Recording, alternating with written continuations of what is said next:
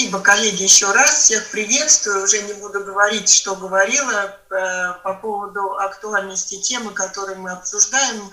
В подтверждение этому неустойчивая связь, которая говорит о том, что технологии у нас требуют еще дальнейшего совершенствования.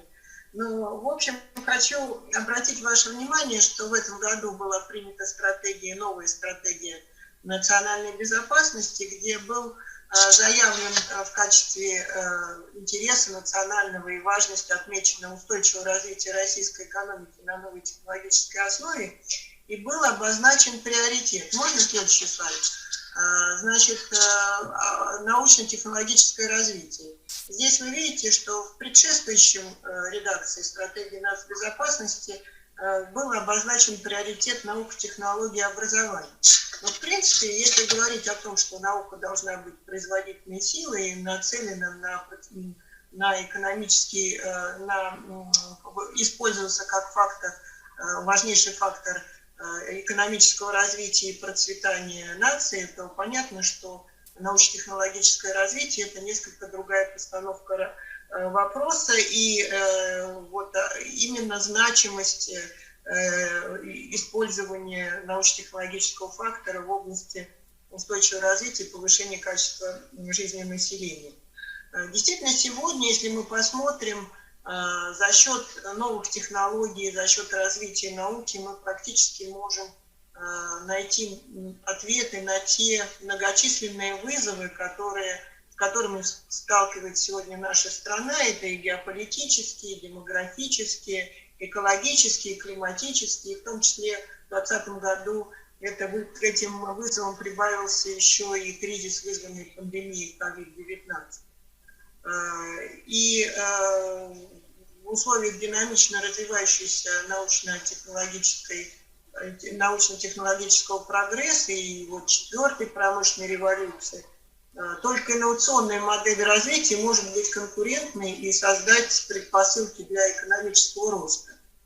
И для нашей страны, как мне кажется, это означает, что мы в конце концов должны уже не на словах, а на деле обеспечить переход к такой модели, в рамках которой наука превратится в реально производительную силу общества, а не будет не услугой, как это происходит в сегодняшней действительности.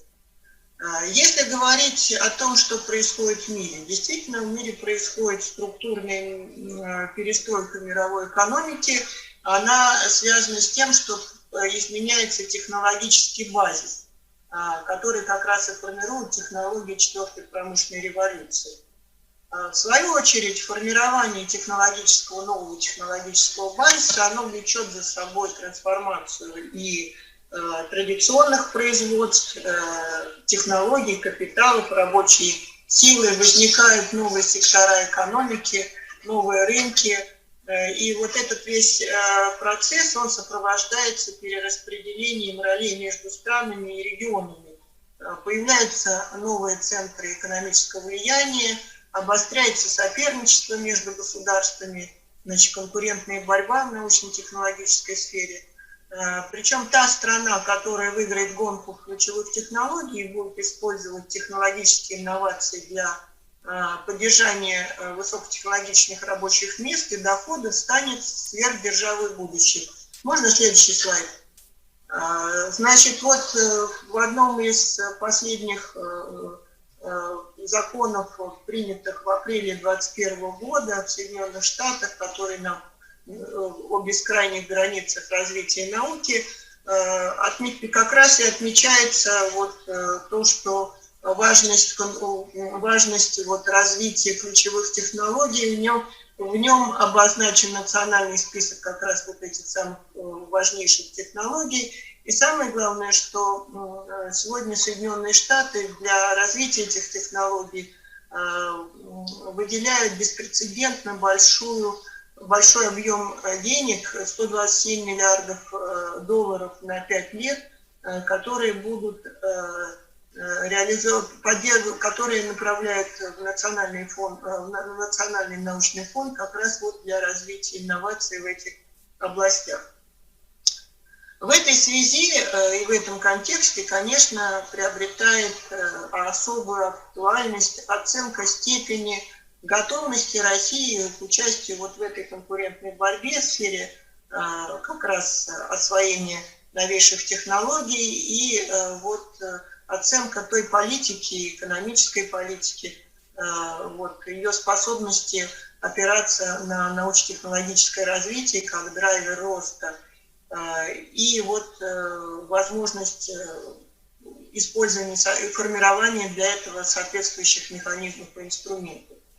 Надо сказать, что вот до сегодняшнего дня, если вырабатываемая государственная политика в этой сфере, конечно, была довольно безуспешной, потому что, в частности, если мы, например, проанализируем результаты стратегии инновационного развития, которая была принята в 2011 году и закончила свое действие в 2020 году, можно следующий слайд?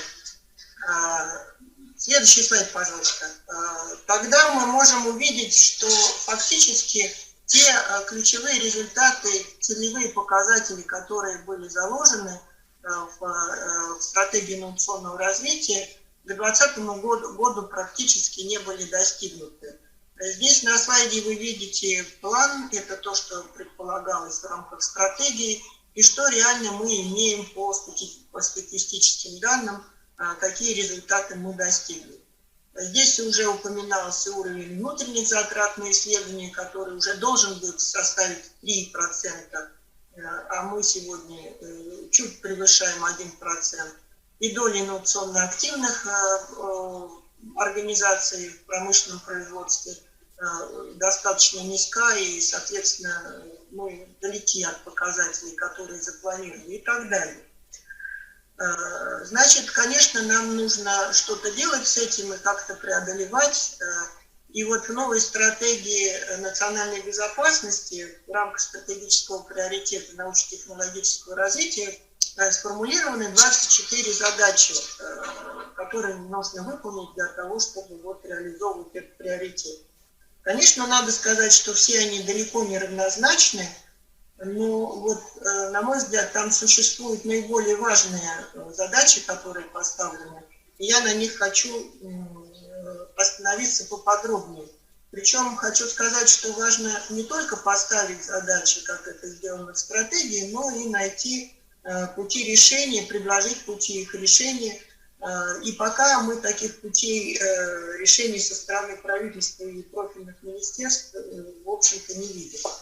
Значит, первая задача, она связана с выработкой и реализацией на федеральном, региональном, отраслевом и корпоративном уровне согласованной политики, обеспечивающей переход российской экономики на новую технологическую основу. Конечно, очень важная задача, и эту задачу, как мы уже много раз с вами говорили, невозможно решить без усиления роли стратегических начал в управлении научно-технологическим развитием, активного использования стратегического планирования. Сергей Дмитриевич сегодня об этом уже говорил. Можно следующий слайд? Значит, вот у нас в настоящее время в сфере научно-технологического развития принят целый ряд стратегий и программных документов. Среди них и прогноз научно-технологического развития, и стратегии научно-технологического развития. У нас есть нацпроект «Наука», государственная программа научно-технологическое развитие. Но в целом общий вектор научно-технологического развития страны вот эти документы не формируют. Но если мы возьмем стратегию научно-технологического развития, она практически не затрагивает вопросы разработки ключевых перспективных технологий, которые бы способны были сформировать ядро современных промышленных производств. Она концентрируется на больших вызовах, стоящих сегодня перед государством, обществом и наукой, и определяет лишь институциональные преобразования в научных и инновационных сферах. В принципе, не решает полностью этих задач и государственная программа «Национальная технологическая инициатива», которая, в принципе, направлена и концентрирует свое внимание на выращивании национальных компаний и обеспечении лидерства страны на формирующихся глобальных рынках в будущем. В то время как для России сегодня очень важно сконцентрировать внимание на технологической модернизации в базовых отраслях и преодолении технологической зависимости. Если говорить о согласованной политике в области научно-технологического развития, то здесь, в общем-то, как раз корректировки требуют основные цели тех принятых документов стратегического планирования в сфере научно-технологического развития, потому что